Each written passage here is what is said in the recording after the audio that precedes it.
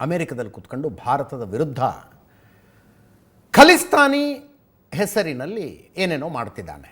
ಭಾರತದ most wanted terrorist. America ಸರ್ಕಾರಕ್ಕೆ ಒಂದು ಸಣ್ಣ ಸುಳಿವು ಸಿಗದೇ ಹೋಗಿದ್ದರೆ ಇಷ್ಟೊತ್ತಿಗಾಗಲೇ ಆ ಅಪರಿಚಿತ ಬಂದೂಕುಧಾರಿಗಳ ಗುಂಡಿಗೆ ಬಲಿಯಾದ ಭಾರತದ ಮೋಸ್ಟ್ ವಾಂಟೆಡ್ ಭಯೋತ್ಪಾದಕರ ಪಟ್ಟಿ ಇದೆಯಲ್ಲ, 22 ಜನ ಸತ್ತಿದ್ದಾರೆ ಈಗ. ಅದರಲ್ಲಿ ಗುರುಪತ್ವಂತ್ ಸಿಂಗ್ ಪನ್ನು ಹೆಸರು ಇರ್ತಿತ್ತು. ಸ್ವಲ್ಪ ಎಡವಟ್ಟಾಗಿ ಗೊತ್ತಾಗ್ಬಿಡ್ತು ಅಮೇರಿಕ ಸರ್ಕಾರಕ್ಕೆ. ಆತ ಕಾಶ್ಮೀರದಲ್ಲಿ 5 ಜನ ಭಾರತೀಯ ಯೋಧರ ಬಲಿದಾನವನ್ನು ಸಂಭ್ರಮಿಸಿದ್ದಾನೆ. ರಜೌರಿಯಲ್ಲಾಯಿತು, ಅದಾದಮೇಲೆ ಪೂಂಚಲ್ಲಿ ಅಟ್ಯಾಕ್ ಆಯಿತು. ಅದನ್ನು ಸಂಭ್ರಮಿಸ್ತಾ ಇದ್ದಾನೆ. ಎಲ್ಲಿ ಇವ್ರದ್ದು ಕೈವಾಡ ಇದೆಯೇನೋ ಅಂತ ಅನ್ನಿಸ್ತಾ ಇದೆ. ಅಮೇರಿಕಾದಲ್ಲಿ ಇದ್ಕೊಂಡು ಒಂದು ವಿಡಿಯೋ ಮಾಡ್ಕೊಂಡು ಬಿಟ್ಟಿದ್ದಾನೆ.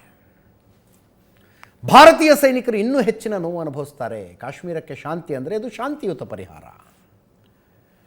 ಪಂಜಾಬ್ನ SPJ ರೀತಿಯಲ್ಲಿ KKRF ಸಂಘಟಿಸಬೇಕು ಅಂತ ಹೇಳ್ತಾನೆ ಅವನು. KKRF ಅಂದರೆ ಕಾಶ್ಮೀರ ಖಲಿಸ್ತಾನ ರೆಫರೆಂಡಮ್ ಫ್ರಂಟ್ ಅಂತ. ರೆಫರೆಂಡಮ್ ಅಂದರೆ ಜನಮತಗಣನೆ ಅಂತ ಅರ್ಥ ಕನ್ನಡದಲ್ಲಿ. ಜನರ ಅಭಿಪ್ರಾಯ ಕೇಳೋದು. ನೀವು ಭಾರತದ ಜೊತೆಗಿರ್ತೀರಾ, ಪಾಕಿಸ್ತಾನದ ಜೊತೆಗಿರ್ತೀರಾ, ಅಥವಾ ಸಪ್ರೇಟ್ ಕಂಟ್ರಿ ಆಗ್ತೀರಾ ಅಂತ ಕೇಳೋದು. ಅದನ್ನು ರೆಫರೆಂಡಮ್ ಅಂತ ಕರೀತಾರೆ. ಆ ರೆಫರೆಂಡಮ್ ಮಾಡೋದಕ್ಕೆ ಒಂದು ಫ್ರಂಟ್ ಆಗಬೇಕು ಅಂತ ಈತ ಹೇಳ್ತಾ ಇದ್ದಾನೆ. ರೆಫರೆಂಡಮ್ ಆಗೋದಕ್ಕೆ ಫ್ರಂಟ್ ಮಾಡಬೇಕು ಅನ್ನೋದಿದ್ರೆ ಕಾಶ್ಮೀರಿ ಪಂಡಿತರನ್ನ ಓಡಿಸೋದಕ್ಕಿಂತ ಮುಂಚೆ ಹೇಳಬೇಕಾಗಿತ್ತು. ಭಾರತದ ಪರ ಬೋಲೋ ಭಾರತ್ ಮಾತಾ ಕಿ ಜೈ ಅನ್ನೋರು ಯಾರಲ್ಲಿ? ಕಾಶ್ಮೀರಿ ಪಂಡಿತರು. ಅಫ್ಕೋರ್ಸ್ ಈಗ ವಾತಾವರಣ ಬದಲಾಗಿದೆ. ಈಗ ಎಲ್ಲರೂ ತ್ರಿವರ್ಣ ಧ್ವಜ ಹಾರಿಸ್ತಾರೆ, ಎಲ್ಲರೂ ಭಾರತ ಮಾತಾ ಕಿ ಜೈನೇ ಅಂತಾರೆ. ಆಗಿನ ಕಾಲದಲ್ಲಿ ನಾನು ಹೇಳೋದು ಕಾಶ್ಮೀರಿ ಪಂಡಿತರು ಹೇಳ್ತಾ ಇದ್ರು. ಅವರನ್ನು ನಡು ರಸ್ತೆಯಲ್ಲಿ ಕೊಂದು ಹೆಣ್ಣು ಮಕ್ಕಳ ಮೇಲೆ ಅತ್ಯಾಚಾರ ಮಾಡಿ ಅಳಿದುಳಿದವರು ಗಂಟು ಮೂಟೆ ಕಟ್ಕೊಂಡು ಓಡೋ ಹಂಗೆ ಮಾಡಿದ ಮೇಲೆ ರೆಫರೆಂಡಮನ್ನು ಮಾತಾಡ್ತಿದ್ದಾರೆ ಇವರು. ಭಾರತ ಆಕ್ರಮಿತ ಕಾಶ್ಮೀರ ಅಂತಾರಾಷ್ಟ್ರೀಯ ವಿವಾದದ ಪ್ರದೇಶ. ನೋಡಿ, ಪಾಕಿಸ್ತಾನ ಆಕ್ರಮಿತ ಕಾಶ್ಮೀರದ ಬಗ್ಗೆ ನಾವು ಮಾತಾಡ್ತಿದ್ದೀವಿ. ಈತ ಭಾರತ ಆಕ್ರಮಿತ ಕಾಶ್ಮೀರ ಅಂತ ಹೇಳ್ತಾರೆ. ಅಂತಾರಾಷ್ಟ್ರೀಯ ವಿವಾದ. ಭಾರತೀಯ ಸೇನೆ ಕಾಶ್ಮೀರಿ ಮೂಲ ನಿವಾಸಿಗಳ ಮಾರಣ ಹೋಮ ಮಾಡ್ತಾ ಇದೆ. ಮೆಟ್ಟಲೊಡಿಬೇಕಿಂತವರಿಗೆ. ಮೂಲ ನಿವಾಸಿಗಳು ಯಾರು ಕಾಶ್ಮೀರದಲ್ಲಿ? ಯಾರು? 7 ಸಲ ಅವರ ಮಾರಣ ಹೋಮ ನಡೆದು 7 ಸಲ ಎಪಿಸೋಡ್ ವೈಸ್ ಕಾಶ್ಮೀರದಿಂದ ಹೊರಗೆ ಬಂದರು. ಪಂಡಿತರು ಅಂತ ಕರೀತಾರೆ ಅವ್ರನ್ನ. ಕೊನೆಯ ಎಪಿಸೋಡ್ ನಡೆದಿದ್ದು ಅತಿ ದೊಡ್ಡ ದುರಂತ ಏನಂದರೆ, ಇದು ಭಾರತ ಸ್ವತಂತ್ರ ದೇಶ ಆದಮೇಲೆ, ಭಾರತಕ್ಕೊಂದು ಸಂವಿಧಾನ ಅಂತ ಬಂದ ಮೇಲೆ ಕೊನೆಯ ಸುತ್ತಿನಲ್ಲಿ 5 ಲಕ್ಷ ಕಾಶ್ಮೀರಿ ಪಂಡಿತರು ರಾತ್ರೋರಾತ್ರಿ ಮನೆ ಮಠ ಬಿಟ್ಟು ಓಡ ಬಂದರು. ಮೂಲ ನಿವಾಸಿಗಳು ಅವರು.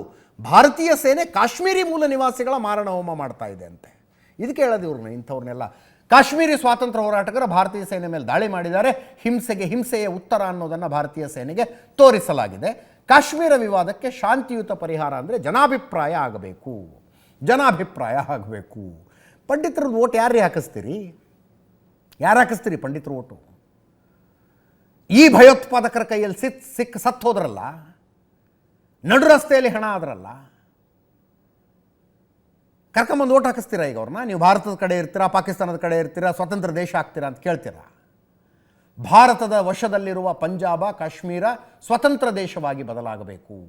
ಕಾಶ್ಮೀರಿ ಹೋರಾಟಗಾರರ ಸ್ವಾತಂತ್ರ್ಯಕ್ಕಾಗಿ ಅಭಿಪ್ರಾಯ ಸಂಗ್ರಹಿಸಬೇಕು ಅಂತ. ನಿಮಗೆ ಪಂಜಾಬ್ನಲ್ಲಿ ರೆಫರೆಂಡಮ್ನ ಹುಚ್ಚು ಅಷ್ಟಿದ್ರೆ ಪಂಜಾಬ್ನಲ್ಲಿ ಬಂದು ಒಂದು ಪೊಲಿಟಿಕಲ್ ಪಾರ್ಟಿ ಮಾಡಿ. ಭಾರತದಿಂದ ಸ್ವಾತಂತ್ರ್ಯ ಪಡೆಯುವುದೇ ನಮ್ಮ ರಾಜಕೀಯ ಪಕ್ಷದ ಉದ್ದೇಶ ಅಂತ ಒಂದು ಪಕ್ಷ ಮಾಡಿ ನೋಡೋಣ ಎಷ್ಟು ಜನ ಓಟ್ ಹಾಕ್ತಾರೋ. ಸಿಗುತ್ತಲ್ಲ ರೆಫರೆಂಡಮ್ಮು. ಇವ್ರಿಗೆ ಚಿಕ್ಕಂದಿರ್ತಾ ಹುಚ್ಚನಾಯಿ ಕಚ್ಚಿತ್ತು, ಇಂಜೆಕ್ಷನ್ ಹಾಕ್ಸೋದು ಬಿಟ್ಟುಬಿಟ್ಟಿದ್ದಾರೆ ಮನೇಲಿ.